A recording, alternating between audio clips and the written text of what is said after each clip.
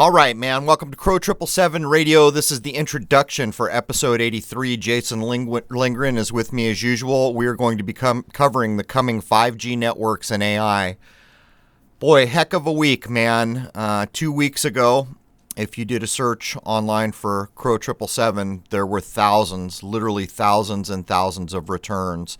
Not the case today in most search engines, not all. If you do a search, there's precious few returns. All those videos that they took out when they killed the YouTube channel were embedded in endless news stories, blogs, all over the internet. When I used to do searches, it was page after page after page. I couldn't even get through them all. I invite anyone now to go see the power that's been brought to bear when you do a search for Crrow777. It's a bit disheartening. I thought if they took a channel out like mine that was so well known, there would be a lot more uproar. So one of two things is going on here. We know they're choking search returns on Crrow777, but I'm talking to people, and it doesn't look like many people even blinked when it happened. It's disheartening in a way. I did go out and go on a few shows. Some people told me that it was being talked about a lot on Facebook and other places I don't go. But here we are, man. A simple YouTube channel was taken out, but that's really not the damage that was done if you want to really consider. Consider thousands and thousands of pages who had linked to my content, written blogs. These are no longer searchable, mostly. I use some search engines like Lycos. I've got a little bit more, but nothing that even comes close to the searches I was getting a week or two ago. It's staggering to consider the amount of information control that's been brought to bear here. I was talking with Jason and thinking about, everything that's happened here. And we started to consider, why did they take us out so hard? Is it the things that we've said? Is it the ideas that we've expressed? And as I began to break it down, I think truly what it is the way we are thinking about things. I think that's the real problem. It's a hard thing to know. But anyhow, there are other channels out there, you people know who they are, that were supposedly taken out, and they went right back up. So it's a heck of a thing to see. Anyhow, this is quite an episode. The coming 5G networks are going to be a dividing line in the sand. It's going to change everything, in my view. It's going to change every aspect of Western life or places that use the internet readily every day. On top of that, the artificial intelligence that are coming to bear are going to be another line in the sand that changes our worlds in ways we probably can't imagine. This is a heck of an episode. And let me give a shout out to all the followers over at Crrow777 Radio. Thank you all, because so many of you stood up when this onslaught came. And you're the people that are making it possible to continue doing this information. If you want to post the link to the website around the web, that's a big help. But it remains to be seen how hard they choke any search return. At this point, even people linking from Google search engines to my site, many of them are getting messages that it's a dangerous site with malware or phishing. It's a full frontal press. Staggering amount of power brought to bear just that quickly. Anyhow, man, let's jump in with Jason. There it is. Cheers. All right, man. Welcome to Crrow777 Radio Podcast. This is episode 83. Jason Lindgren is with me. We're going to be covering the coming 5G networks and the AI artificial intelligence takeover. Welcome, Jason. Hello, Crow. So we got some things we need to address here in the opening about the channel, right? Oh, yes. Definitely a few things. All right. So as so many people know, my YouTube channel, Crrow777, was terminated, and it was terminated. The last clip they cited was a lunar wave clip that wasn't even mine, by the way. It was shot by a guy in North Carolina, I think. And he sent it to me to run so people could see it, a lot of people. That's the one that terminated my channel. But I got an email this morning because I put an appeal in saying that the lunar wave is not a scam or a hoax, and that I first filmed it in 2012, and that probably 30-some other people have filmed it by now. And I got this notice back this morning. Hello. Thank you for your account suspension appeal, which is weird. I got a termination notice. They're calling it a suspension here, but my channel, if you go to it, it says terminated. We have decided to keep your account suspended based on our community guidelines and terms of service. Please visit, they give you a bullshit link to their guidelines that don't mean anything, for more information. Thank you very much, the YouTube team. So seemingly my account will stay abolished, I guess, Jason. Yeah, so we need to do something about this, I think. And I would like to think that 80,000 subscribers is enough power to make a difference. Well, here's the thing, man. I started noticing posts on your YouTube channel and in my forum and in one other place. I don't remember if it was Twitter. It was somewhere else where people said they were Richie from Boston followers. He's got his channel back, by the way, his original channel. And in 3 places I read from people who claim to be followers that so many people complained from his subscription base that YouTube reinstated him. I don't know what Richie from Boston would say if that's true. I tried to message him. He didn't get back to me. But again, I saw 3 separate people make this claim. So there's that. And many people in the forum at Crrow777 Radio are asking, how do they complain? Here's the problem. As Jason and I looked into it, it depends which version of YouTube you're using. There's apparently 3 that we're aware of, and then there's YouTube Red, and apparently the interfaces may differ from country to country. If you would like to participate and complain to YouTube about the destruction of Crrow777 YouTube channel, just do a search that says, how do I send feedback to YouTube? Each person would have to do that. I'm sorry, I can't be more specific. People posted instructions in the forum on my website, but Jason and I both tried to follow them and they didn't work. It may even have to do with browser version, I don't know.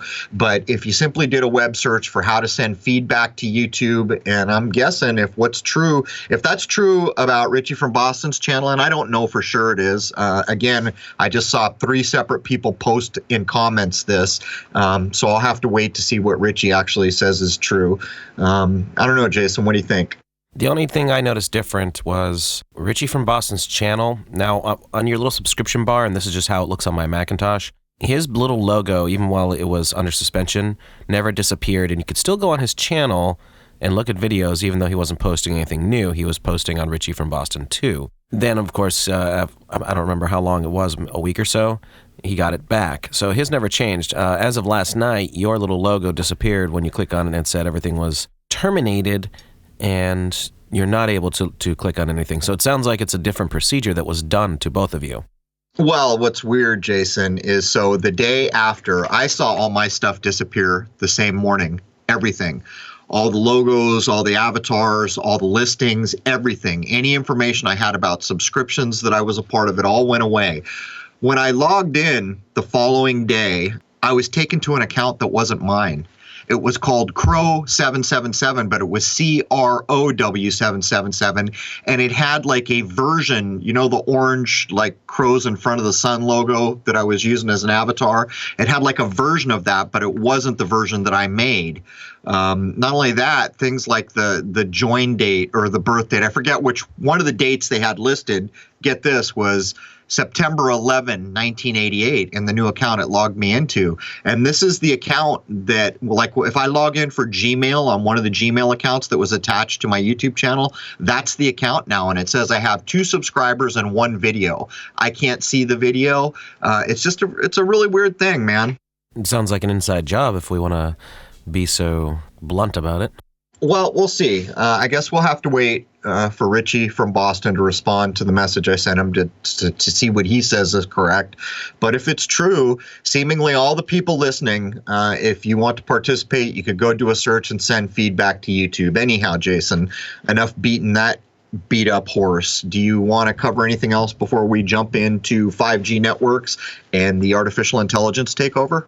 Well, obviously, I will keep running the first free hours just like you did on my Secrets of Saturn channel. And, of course, you can get the first free hour on Crrow777radio.com or be a subscriber, which helps us majorly. So I guess I will mention before we jump in, it's getting damn tough for Jason and I because we just lost 80,000 subscriber base, which gave us a lot of traffic over to the website.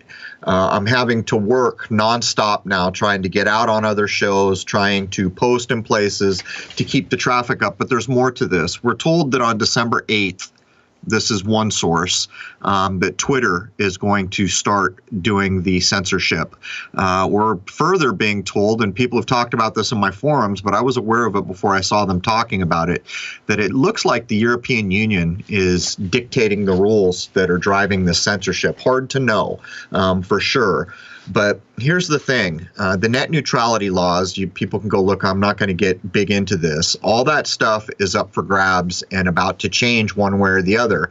What we're hearing is that the cost of running websites is going to change. It's going to be allowed that the people providing the services set the rates. They set what can be searched by search engines, all this stuff. We're coming into a brave new world here in 2018. And as I've said before, 2018 is a date that resolves to 9/11. This will not be lost on the system we live in. It never is. What's about to happen is a complete paradigm shift in terms of how we live and work online. So I would just say, if you folks are interested in what we do, everywhere you post it, advertise it, talk about it, anything you can do to help us be known now that we've basically been cut off at the knees from the majority of a subscriber base that was built over 5 years, that would be much appreciated. And I hate to have to shill out for traffic, but we're under a full frontal press here. But anyhow, Jason, anything else? Well, as far as censorship goes, there's also a big look with the FCC right now into what internet service providers will allow you to see. That's it. Basically, massive censorship. The net neutrality thing is going to go bye-bye. So basically, you may or may not be able to go to certain areas of the net, depending upon your internet service provider's own decisions. Like, oh no, we don't feel like allowing you to be able to go there. Sorry. It's going to be interesting to see what happens with that, because when that starts censoring people, I imagine there will be maybe real legal pushes, hard to know. But anyhow, Jason, let's go ahead and jump in. We're a few minutes into the first hour, and let's take on the coming 5G and AI, which plays into exactly what we were just mentioning in the intro. We are headed into a complete shift in reality with regard to our lives that are now almost wholly online, and how traffic and everything else, cost, rules, censorship, it is all on the back of what we're about to talk about.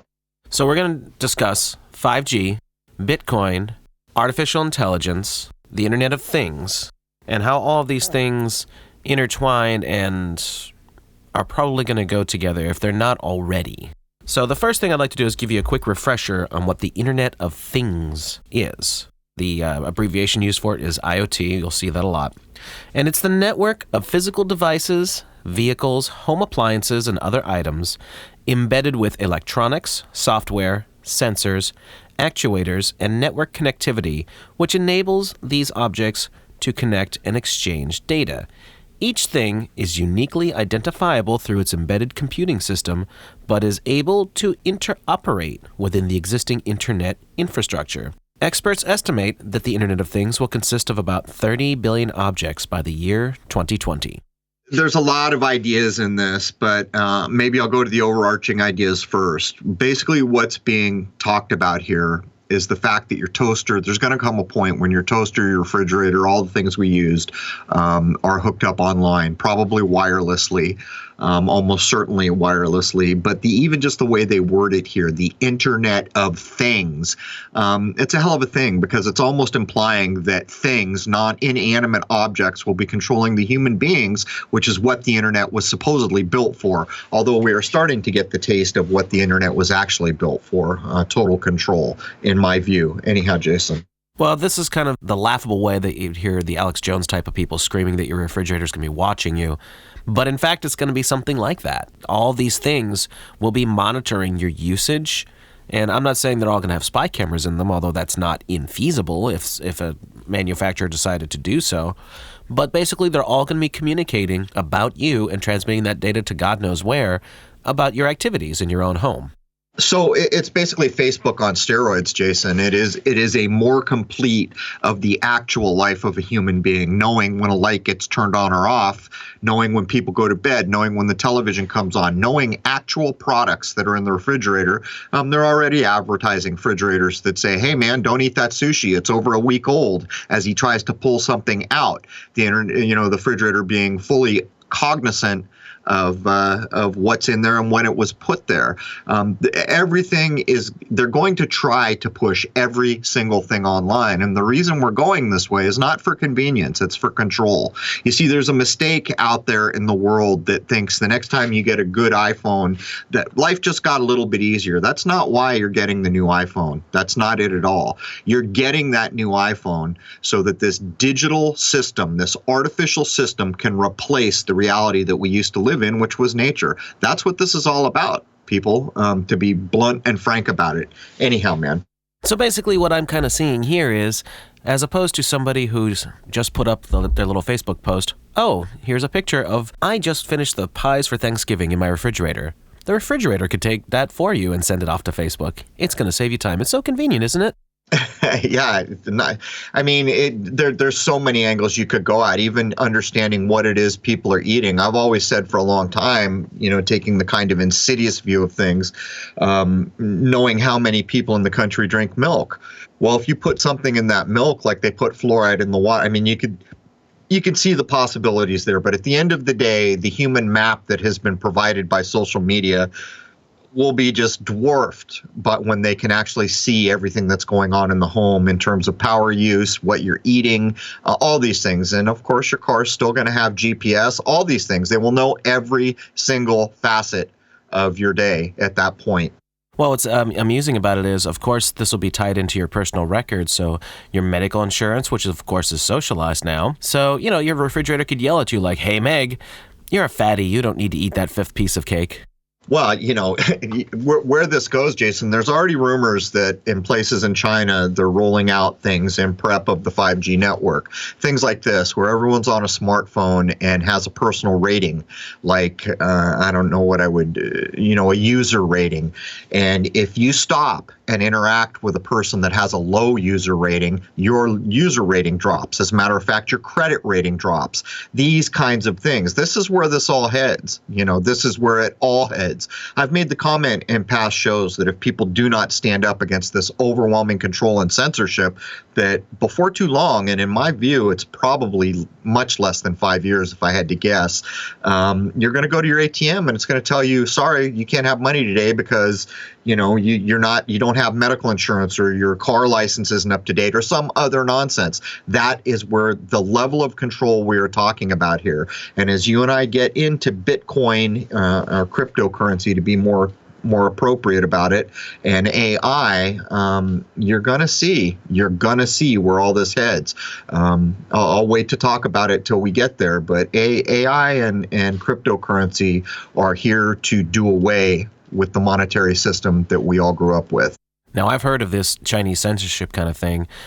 Basically, it's like a credit rating for your social status and Right. how good of a obedient citizen you are. And basically, you will have a credit rating, a social status rating. And indeed, if you start interacting and doing things they don't like, your social rating will go down, which will have drastic effects on the rest of your life. So, of course, what an easy way to keep your people in line. I mean, it's a digital dictatorship.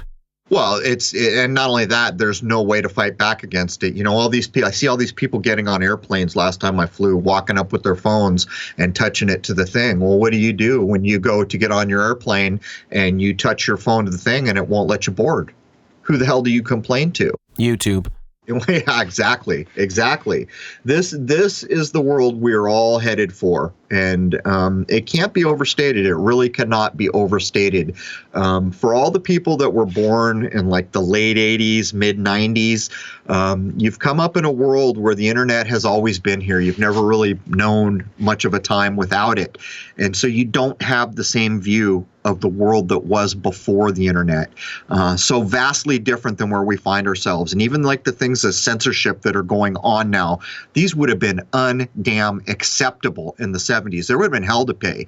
People would have been whipping out their shotguns. I'm not even kidding. There would have been battle royale for the things that are implemented so overtly now. And yeah, let's just keep moving here, Jace. Well, let's posit the question here, Crow, since you're a couple of years older than me. What do you think has changed that people aren't standing up and grabbing their shotguns and putting these people up against the wall? Well, part of it is social engineering. Part of it is pharmaceuticals. Part of it is the quality of food and the nutrition levels that have plummeted, the fluoride in the water. We could point to all these things that have changed about our world. You can, to confirm these things, just go back and look at movies from the early 70s where they show you a city scene where it's clear they can't be actors. There's too many people, and how many fat people and how many bald people do you see? You can see what's been done to health, but to set that aside, you and I covered the idea of the window in a past episode not too long ago. That's really kind of how this works now, where right now the censorship on social media is a good example of the Overton window. Most people like me are incensed. It's unacceptable. Well, as the Overton window idea is implemented, pretty soon it becomes something that pisses you off, but it's a thing that happens. Then it's just a thing that happens. Then pretty soon it's expected, and then at the very right side of the Overton window idea, it is the way things are, and people can't even imagine operating in any other way. This is social engineering on the highest order, but it's on a whole different level now, because we're talking about the infrastructure of our lives. If you want to quit digital banking now, what's your option? If you want to pay for things in cash only, how much longer can you do that? You see, it's a complete wholesale swap over from where we were back in the 70s to now. And, I'm just saying, all you younger folks out there, and I know there are a lot of people in their 20s and 30s that are listening to this. I can see you in my stats.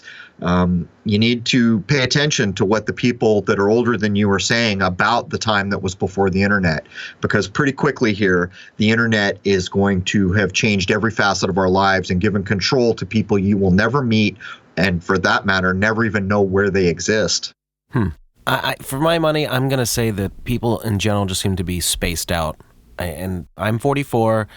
I just don't remember people being quite this out of it in general, and I have to interact with the general public a lot for my day-to-day job. Something's wrong. It's just something's wrong with people today. I can address that a little bit, Jason. There were some people in my forum at Crrow777 Radio having a discussion about the Monroe Institute, and I'm familiar with this. I actually got an invitation to go there with a friend once. I didn't. They did. I knew quite a bit about the Monroe Institute, and the reason I knew it is because I had studied Tibetan Buddhism and Indian meditation techniques for years and years and years. And I was pointing out to them that some of the things they were talking about, they were posting CIA documents and other things, is how technology is now being used to get around having to spend years or a lifetime training yourself in meditation to get to these higher states. They're doing with audio frequency, all these other things. But one of the main tenets in the ancient natural idea of meditation and hiring your mind, and the same idea being echoed now with the technical ways they're doing it with audio tapes and other things, is the vibration level, or how can I put this? I'm not going to use the right language here, but people will understand what I'm getting at. There's a synchronicity that can be achieved between the left hemisphere of your brain and the right hemisphere of your brain. Really adept people in meditation who spent years or a lifetime getting there are literally, you hear the term, well, that person's at a higher vibration. Well, they truly are. There's a resonance, and in some of the technical documents, you'll see they talk about the membrane around your brain actually taking a percussive frequency from your heartbeat and other things, your vascular system, and raising it up and then getting a simpatico between the levels of the brains on both sides. And I'm not describing this probably 100% accurately, but I think people understand what I'm talking about. In other words, it is actually true that a person with a lower vibration is going to have less perceptual ability, and I'm using the word vibration on the tail of what I just described to you from a person who has hired themselves up and synced both sides of their hemispheres of their brain. The point I'm making here is if we get into 5G, this is a lot of it. People are claiming, that all these networks and wireless frequencies that we walk through are lowering that vibrational idea of our bodies. So there's all that to think about. I don't want to get too far into it, Jason, because I didn't really prep to go down that road, but I think people understand basically what I'm getting at. Well, I think it's safe to say that there's some very solid reality to what you're discussing. I personally believe that everything in the universe works off of frequency, and it's easy to see. Being a musician, I can easily make that correlation to everything else, but we have to look at it that way. Everything is frequency and vibration, peaks and troughs, and of course manipulating that on a electromagnetic level around us is going to affect us personally. We just have to accept it. That's just basic science, really. Well, what's crazy in some of the documents they were posting in the forum, and I had read things like this before, they were stating things like people who just happen to be sitting in a room where the air conditioner is putting out I forget it, I'm just guessing here, okay, people, I might get this wrong. I think it's like 7 hertz or something like that, frequency vibration, and they do that over a long period of time. They're actually a more perceptive, higher-minded, intuitive individual, just from having been exposed from that chance encounter with a machine that was putting off the right hertz vibration and being exposed to it for a long time. That's what we're talking about here. And if you don't think people in this world understand how these things work, I assure you that this is exactly why places like Tibet were taken apart by China, and why nobody like the U.S. stood in to stop them. Because there was a whole community, a whole country built on the idea that we can work for the well-being of every living thing in this world. And by the way, some of us are going to reach what we call enlightenment, and all of us are going to be working towards a higher mind. That's why these things were removed from our world.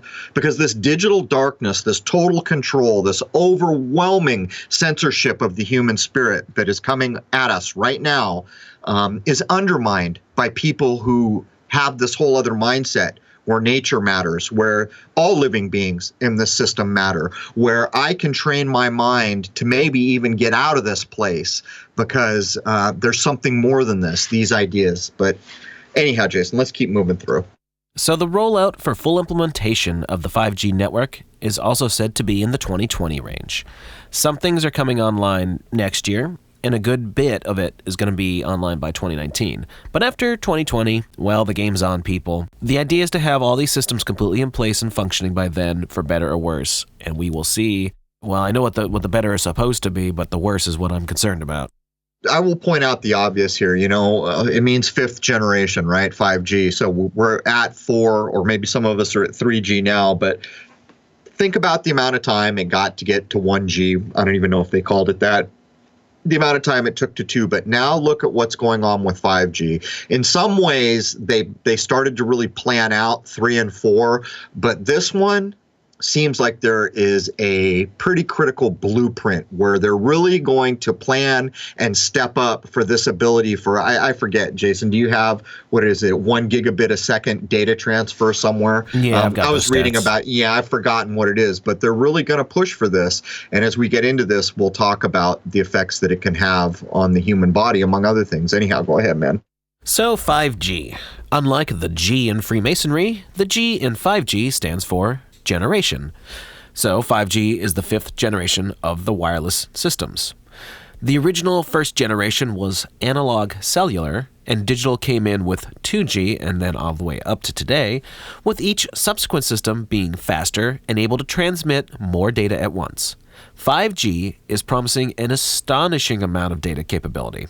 According to one major mainstream website, 5G will be able to support at least 100 billion devices and will be 10 to 100 times faster than the current 4G technology. 4G was already about 10 times faster than 3G. It is said that it will have download speeds up to 10 gigabits per second, with latency in the realm of under 1 millisecond. It is going to be able to do this by utilizing largely untapped bandwidth frequencies in the millimeter wave range, which are between 30 gigahertz and 300 gigahertz, as well as some lower and mid-range frequencies. It will also require the use of 25 megawatt power supplies. So here we're getting into it. They're bandying about numbers like 30 gigahertz, and we were just mentioning, and I was venturing a guess, I think it's 7 hertz. The idea of a person exposed to a 7 hertz frequency over a period of time can literally become more intuitive and higher minded and start to take on some of the functionality of a person who has done higher meditation techniques for many years. So now we're getting into these really big numbers like 30 gigahertz, not hertz, gigahertz. We'll get into that a bit more as we go on. Now, I did a lot of cross-checking and all that with this next bit of information. There are supposed to be 5 different technologies that are going to be intertwined to make 5G function as they're claiming.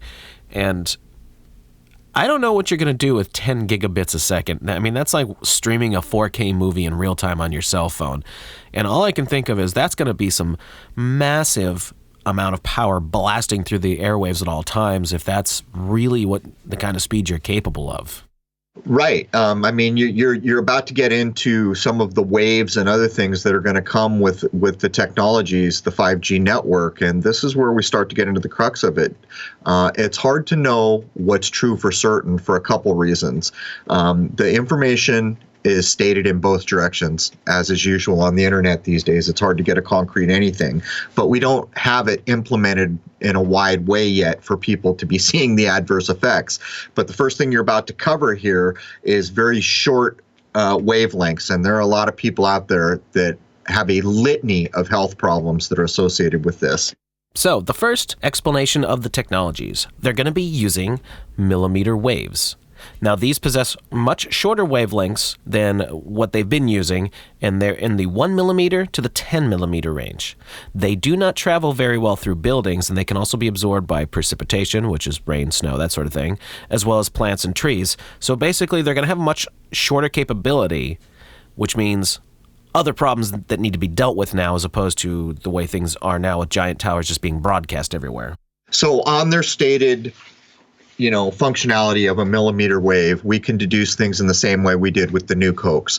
In the same way, I can say there has always been people, plants, and animals at Hiroshima and Nagasaki. We can demonstrate the nuclear bomb drop is a hoax in the way it was described. But look what they're saying here. They're saying that these millimeter waves can be absorbed by precipitation. That's water, guys. That's liquid. The majority of the human body is that, as well as plants and trees. Those are living cells. We share that functionality with trees. We have living cells too. So on the face of the description of how millimeter waves work, they're telling you that both liquid and plants and trees absorb it. So what does that tell you about the human body by common deduction? Anyhow, go ahead, man. Now, to deal with the shorter wavelength issue, a technology called small cell networks will be put into place. This would mean lots of 5G cell towers placed perhaps as close as every other block or two. These newer towers are said to be much smaller than the 90-foot monstrosities that are currently in use, and they're likely to be about 4 feet tall. They will be utilizing the next new technology I'm about to get into. So here we go, man. Most of us living right now can remember when a cell tower first was going to be implemented. It was a big damn deal. People didn't want it. Farmers that had big plots of lands that were finally bought out to let the cell tower goes out were talked about derisively by their neighbors in the local papers. All these things had a problem. Well, look what's going on here. You've just been told that the millimeter waves have trouble going through buildings, won't go that far, but your body and living cells can absorb them, but we're going to put them everywhere to solve the problem. Now, this harkens back to the other episode Jason and I did, where Jason and I flat out pointed to laws that have been passed where you can't sue these people because of health concerns. Well, there's the groundwork being laid for what's done here. And in my view, why wouldn't a person assume this is going to be unhealthy than to get there and find out that they were right all along? Do you understand the logic there? But right now, what you're being told is the Overton window idea again. Before, we had to go find these huge tracts of land to put up these huge towers. Nobody wanted around. All the neighbors were going to bitch. Everyone was going to be mad when we finally got one up. Pretty soon, we're going to start disguising them like trees so they look like palm trees or other things. So it's not so obvious we put a cell tower. Now, we're going to put one everywhere so that we can get our millimeter waves in place. Go ahead, Jason. Describe the next technology. The next technology is called MIMO, which stands for Multiple Input, Multiple Output. Now, the current towers have approximately 12 or so antenna ports to deal with all of the communication needs. So that's 12 ports to deal with all the ins and outs going on. The newer ones will carry somewhere around 100 ports. Big difference, obviously. The small towers utilizing MIMO will have cells available up to a 100-meter range, and of course, they'll be utilizing smart technology, because all technology today is smart technology, able to differentiate between various received signals that may be getting crisscrossed, such as radio waves and Wi-Fi signals, and then they'll be able to beam them back out in an appropriate fashion. Basically, it'll process all this stuff, kick it back out in the time and in the direction it needs to be. Yeah, when I start to having a technical background, imagine what's being described here. What I see is bars. What I see is a big cage being built, a free-range cage. I'll let you keep pushing into full duplex so that you can get all the technologies that are going to be associated with this out there so people have a more full idea of what 5G is bringing. Right, so full duplex. This is another piece of next-generation technology that will contribute to the functioning of 5G. It basically means that high-speed switches, transistor switches basically, will be able to make incoming and outgoing signals function nearly at the same time, virtually doubling the capacity of current wireless networks because they have to, it's kind of like trains on a track, they can only go in one direction at a time. These new switches they've come up with will be able to switch it so fast that they could use the same track for both directions. Right. I had some experience with this as a radio operator in the Marine Corps duplex systems, and I would have to have done more research to remember accurately all that. But let's go ahead and hit the last technology here. And the last one is called beam forming. It allows specific signals to be sent to specific locations, basically acting like a policeman doing traffic duty, directing the flow where it would best be for it to go. So basically, it's going to be able to steer the signals, like say you're walking along and you're trying to stream the new Iron Man movie. It's going to be able to direct the signals around you so that gets to you in the most appropriate way and obviously in the fastest time so that your stream doesn't get interrupted, that sort of thing. Well, there's another side of this too. So you're looking at the application side, but what about the enforcement side? You see, all this data being collected, all this censorship coming online, all this control being exerted that we are watching on the regular internet right now, it's exactly like a policeman, right? Something goes on they don't want, a signal gets beamed somewhere for that. It starts to be exactly like the system described in 1984, the Big Brother. The potential for this technology that we have just outlined, it's everywhere, it's quick, it communicates instantly in two directions, and by the way, we can send the data anywhere it needs to go. Do you see the abuse possibilities here? And that is setting aside the fact that the opening bullet point here told us that these types of waves, millimeter waves, these tiny little period waves are absorbed by liquid and they are absorbed by things with living cells. They use trees as an example to try to mislead people from thinking they are so different from trees. But I'm sorry, we're both made up of a lot of water and we're both covered in cells. We have a lot of similarity there. What would you add, Jason? Well, I chose the imagery of a policeman on purpose for my example there, because while the policeman can, of course, be the helpful, friendly traffic cop, he can also beat you over the head with his billy club. Exactly. And I would point out, the whole idea of orgone, or orgone, most people call it orgone, making what they say is a positive energy source. Maybe 4 or 5 years ago, there was huge numbers of people making orgone things. You can go online to look up how they're made and putting them all around cell towers. They were like these ninjas where all they did was make these little orgone devices, put them in bags and go out all over the world to put orgone down by the cell towers. The reason they were doing it is because they were telling you and using actual things that were available to the public to show just how bad cell phone signals are for you. And I'll tell you a little story about when I think it was right before I went into the Marine Corps.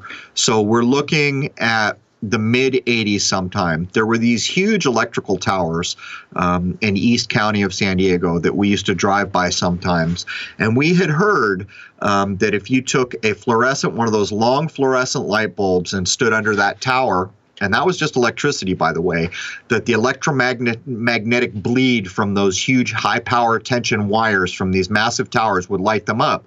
And I got in a bet with one of the friends I grew up with, and we got one of those bulbs. We drove down there in the evening, and sure enough, I got out of the car, stood under the tower, held that fluorescent bulb in my hand, and it lit.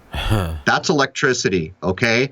We're talking about a whole other thing. And by the way, standard cell towers have been equated as an inches, nudge to be microwave technology. And we all know microwave technology could be weaponized. There are a lot of people out there who have always had big concerns, but now we're talking about a whole other thing here. We're talking about millimeters waves, and we've pointed out endlessly already in this episode what absorbs those millimeter waves, and we're being told that they will be everywhere. In other words, if you are in a city, it can't go through a building, which means every corner or place you could walk around, or for that matter, into a store. If they want you to have that digital signal, there will be antennas. That's where we're headed. And, we talked about the beam forming. It can be sent off in any direction. This is the ultimate set of prism bars if it's used improperly. And I don't really think there's any arguing that, Jason. No, but doesn't all this sound so smashing, Crow? All this wonderful technology going into place right now? Yeah, it's exactly what it is. It's exactly smashing. I've said so many times that this coming year seems like it is going to be a big damn deal, partially indicatable because we understand that 2018 can resolve encoded to 9/11. But as we push into the 2020s, it almost seems like that's where the iron-fisted control gets exerted. All the documents we saw from the Air Force where they're claiming they're going to own the weather by 2020 or 2024, I forgot what the date is. All these things coming online, it's exactly that, Jason. It's smashing. It's smashing the human spark, the divine spark of freedom in humans. That's what it's doing. It's replacing a natural existence with a digital darkness. In my view, that is my view. Anyhow, man. Well, I think it's safe to say that most people think that this is just a great big giant bowl of tasty Jell-O. So let me pee in your Jell-O and say, here's the dangers that the mainstream will never bother to tell you about. Thousands of studies actually do link low-level wireless radio frequency radiation exposure to a rather intense list of adverse health issues, such as single and double DNA strand breakage, oxidative damage, disruption of cellular metabolism, increased blood-brain barrier permeability, melatonin reduction, disruption to brain glucose metabolism, and generation of stress proteins. There are also links to cancer. These are a lot of things that we can, some of them, the average person can't really address, but let's take melatonin reduction.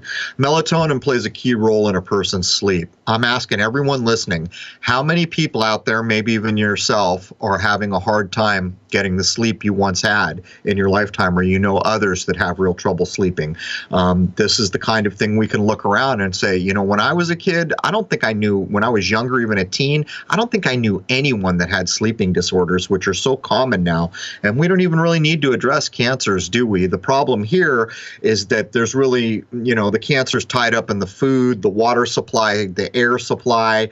Lord only knows what chemtrails are doing. All these things could contribute to this.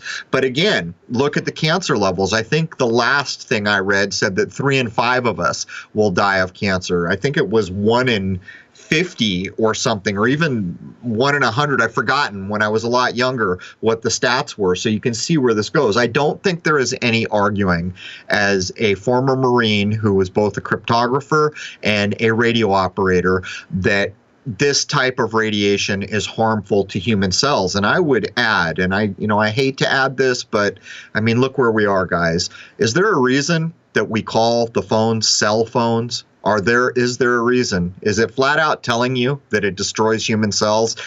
I don't know, man. I'm a suspicious person by the nature of the things that I see coming from power, but words do have meaning, and we call these things cell phones, and we call these things cell towers, and everything Jason just listed down is damaging to a cell in one way, shape, or form, even cancer being, malignant cells. Anyhow, Jason. To follow up with that, in May of 2011, the International Agency for Research on Cancer evaluated cancer risks from radiofrequency radiation. Human epidemiological studies gave evidence of increased risk for glioma and acoustic neuroma. RF radiation was classified as Group 2B, a possible human carcinogen. Further epidemiological, animal, and mechanistic studies have strengthened the association. In spite of all this, in most countries, very little or pretty much nothing has been done to reduce exposure or to even to educate people on the health standards that are being proposed here from any of this RF radiation. On the contrary, the ambient levels, meaning the usage and broadcast, have increased drastically, I would say, and it's about to go through the roof with the 5G. Well, it's about to be full coverage. I mean, will you be, I guess at that point, truly getting out to the mountains will be an escape because the millimeter waves don't travel that far. So unless they have a tree out there in the middle of nowhere with a repeater that's going to hit the couple hundred yards around it.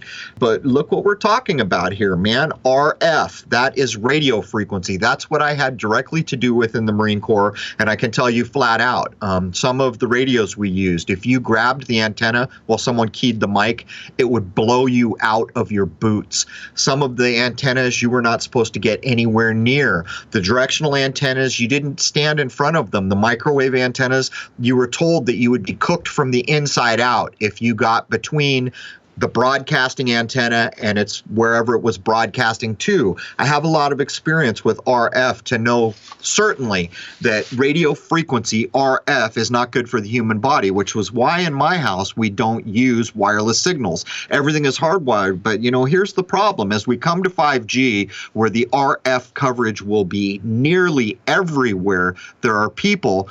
Even now, right now, when I had to go out to get my last router, I had to freaking fight and scratch tooth and nail to get a router that wasn't wireless, that I could just hardwire. So you can see the Overton window again moving through time here. And on the tail of what Jason just said, here they're telling you, yeah, man, this is a 2B group for human carcinogen, and yet up and up and up the RF goes. Every home now has it because everyone running a wireless system in their home is being hit by RF. That's all there is to it.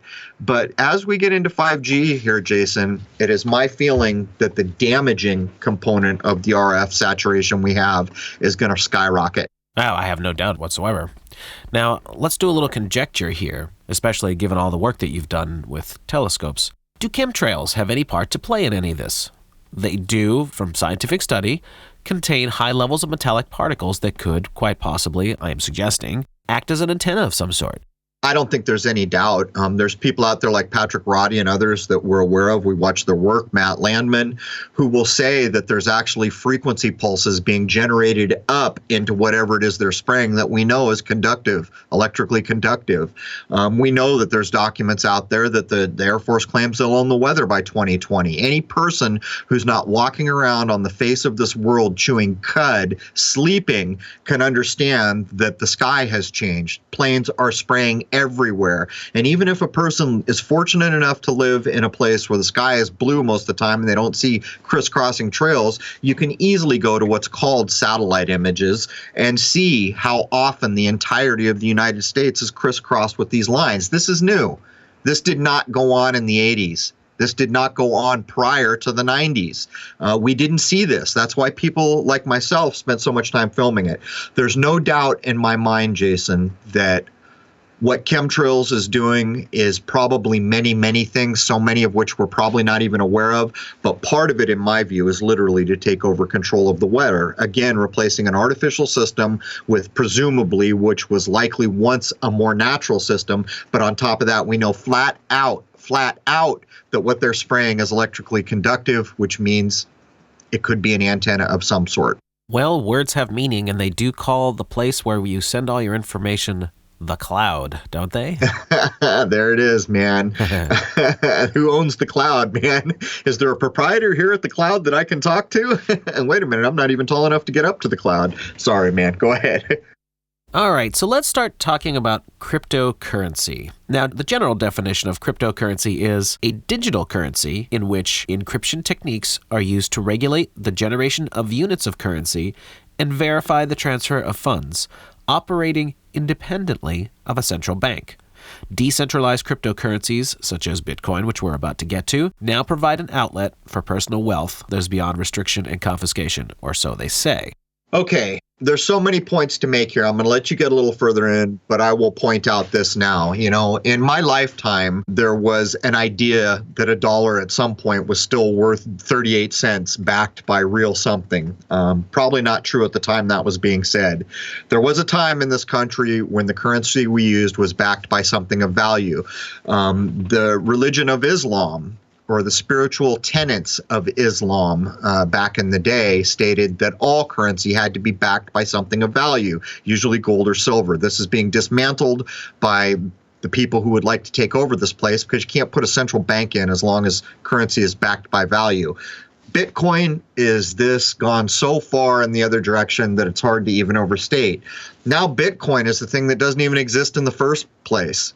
Not only does it have no value, it exists as electrons on the head of a pin somewhere. Do you understand? It's like if I make a digital image. That digital image, you see it, but it doesn't really exist. It's just a bunch of electrons balanced somewhere, putting that color palette together to be projected at your eye. This is the idea of removing value from money taken to an extreme, where you get to a point where even the money you're holding in your hand doesn't exist. Anyhow, Jason, I'll let you keep pushing. Well, you can hold it on a flash drive. I mean, if you really want to. But actually, you can't, because what you're actually holding is electrons buried, balanced somewhere. It's the illusion of something, I would point out more accurately. Right. Now, the idea behind all of these digital currencies is that they use a technology that makes them incredibly unique, and it's up to the individual whether they feel comfortable with that or not. But let's get into Bitcoin specifically, because it is the most popular. It technically wasn't the first, but it was the first big one that really caught on and went worldwide. It is a distributed peer-to-peer digital currency that can be transferred instantly and supposed to be securely as well between any two people anywhere. And I'm about to get into the background on it, which is why you might want to be a little suspicious about it as well. So on August 18th, 2008, the domain name bitcoin.org was registered. In November of that year, a link to a white paper authored by a mysterious figure named Satoshi Nakamoto was released out into the World Wide Web, entitled Bitcoin, a peer-to-peer electronic cash system, and it was posted to a cryptography mailing list. And the reason why I said mysterious figure, because the true identity of this individual has never actually been revealed. Nobody knows who this individual is, or if it's a group of people using a pseudonym or something like that. Nobody really knows. Now, this paper detailed methods of using a peer-to-peer network to generate what was best described as a system for electronic transactions without relying on trust. In January 2009, the Bitcoin network came into existence with the release of the first open-source Bitcoin client and the issuance of the first Bitcoins, with Satoshi Nakamoto mining the first block of Bitcoins ever, and they called it the Genesis block, and it had a reward of 50 Bitcoins. Embedded in the coin base of this block was the text, "The Times 03/Jan/2009, Chancellor on brink of second bailout for banks." I don't know if anybody actually ever figured out what that meant. It sounded like it was supposed to be a warning of some sort, but who knows. Now, in the early days, Nakamoto is estimated to have mined 1 million Bitcoins. Before disappearing from any involvement in Bitcoin, Satoshi Nakamoto is kind of said to have handed over the reins, the controls of all of this, to a developer named Gavin Anderson, who then became the Bitcoin lead developer at the Bitcoin Foundation, which is called the anarchic Bitcoin community's closest thing to an official public face. So here you go, man. It's this whole currency where nobody knows who created it. There's a huge problem. You don't know who, what, why, when. I guess you kind of do know when. This was all created, and it's all basically built on trust. They're saying you can transfer coin one person to the other without relying on trust, but the trust that you are relying is that there is something to get involved here. But Jason, you and I yesterday were going over the Who Is lookup. So basically, we looked up the Who Is date, which was done in Panama, of course, which is a bit ironic. Even the lookup, when someone ripped off Crrow777.com, it was the same Panama lookup. But everything encoded in the date of the creation of Bitcoin had eights. It all resolved to eights. even being set up on 18 August, which is the 8th month, but the 18 encodes 666. Everything else resolved out to 8. Even PA, the place Panama, the abbreviation resolves to 8. Everything about it resolved to 8. In ordinal geometry, that will often come back to 44. And of course, we've said so many times, 44 often encodes the idea of death doors. And then when 8 is left alone, you have that kind of Mobius strip infinity idea, or something to do with time. In so many movies that you watch, whenever time travel is associated, you will see double 8s used as the encode mechanism. The character, I don't remember his name, who played Doc Brown in Back to the Future, has been in a couple, 2-3 movies where time travel and electricity are central to his character. One of them is a John Lithgow movie. Oh, it's a Buckaroo Banzai. There's time travel in that, and you'll notice the vehicle they go around in has double 8s on the door because of the time travel idea. All these things are coming into play, and when a thing like Bitcoin comes to be, these numbers and dates that we always look at, these things are not by chance. They just aren't. But anyhow, Jason, where'd you get to? Well, the actor's name is Christopher Lloyd you're referring to, and here's the who is. Domain, bitcoin.org. Registrar, Enom Incorporated. Registration date, 8/18/2008. Expiration date, 8/18/2021. Updated date, 5/5/2017. Now, the interesting part is this, though. The registrant contact, WhoisGuard Protected. The organization, WhoisGuard Incorporated. So basically, you don't know who owns this damn thing. No, it's a bit like going to a bank and not being able to understand what bank it is even. There's no name on the bank. There's no ownership. There's none of this. That's what this is. And I've seen clips recently about supposed people who are big-time programmers, big into AI. I think everyone's aware of the one clip that's been circulating that was shot in Vegas, and he's making a crucial point. How the hell can you buy into any of this when you don't even know who created it? And we have this Nakamoto character. These are key points. I guess I'll hold off there for now, Jason, as we get further into this. Well, we're going to get into quantum computers next, into hour 2, but to kind of wrap this part up, it could be a single person just building off of the work of the previous cryptocurrencies that other people had worked on, and an individual who didn't want to be in any kind of danger zone, because obviously Bitcoin did take off all over the world and perhaps just doesn't want to deal with it. That's one possibility.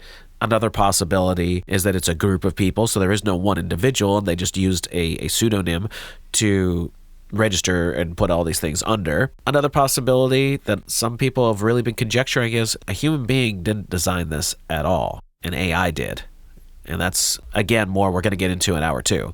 Yeah, and all these things are possible when you don't have any idea. And by the way, we're going to get into the idea of Sophia just getting citizenship, and artificial intelligence, which tells you a very important thing, that these things have been going on for many years prior. It's just now that the public is being introduced to them. But this Bitcoin thing, since we're going to come back and start up on quantum computing, because that's a key point of all this we're talking about, and think about the 5G network, think about Bitcoin or cryptocurrency, think about artificial intelligence.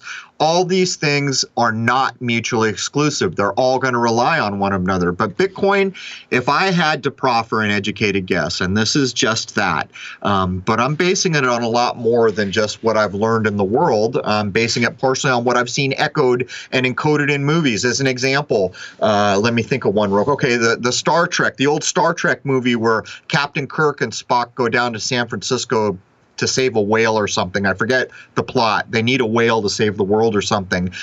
There's a tenet in there that, we used to have money. They get to a society now where there's no money, and they're talking about this barbaric time when people still had money. This is echoed over and over and over in many ways, but it appears to me what Bitcoin is going to do at some point is topple the kind of financial systems that we all come to know and use in this world, where there were dollar bills and banks and ATMs and this kind of idea. I think all of that will go away. And I will remind you once again, on shows as popular as Big Bang that reach millions and millions of minds each week, they've recently made jokes that when the robot or AI uprising comes, ATMs will lead the way. These things are not said or done in a vacuum.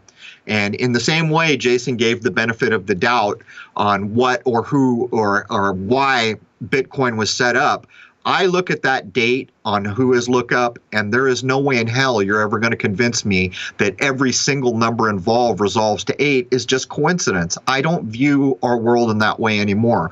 But anyhow, Jason, we are getting close to the top of the hour, are we not? We are indeed. We are here, in fact. So next hour, we're going to discuss quantum computers, specifically getting into the D-Wave company, which has a form of quantum computing already figured out and marketed to multiple major corporations, as well as the actual AI itself. AI is going to be a heck of a thing, man, and so is virtual reality. And while we probably won't touch that much here, man, we are just on the cusp of an entirely new existence. I just can't overstate it. But anyhow, to wrap up here, Jason, anyone who wants to take a hand in trying to complain to YouTube, we've kind of described. Go do a search, see how you send feedback if you're interested in doing that. If you do, I thank you. Right now, Jason and I are going to be hard-pressed to keep traffic coming to Crrow777 Radio so we can continue to produce this content. So again, if you want to spread the word about what we're doing here, that's awesome too. Anyhow, the second hour is a hell of a thing. Quantum computing, artificial intelligence. We're going to go at these in a no-nonsense way, and these things are going to come to have a bearing on all our lives much sooner than we'd like, probably. Anyhow, that brings the first hour of episode 83, Crrow777 Radio, covering Bitcoin, the 5G networks, and artificial intelligence. There it is, man. Cheers. Hope to see you all over at Crrow777radio.com for the second hour. It should be a Lulu.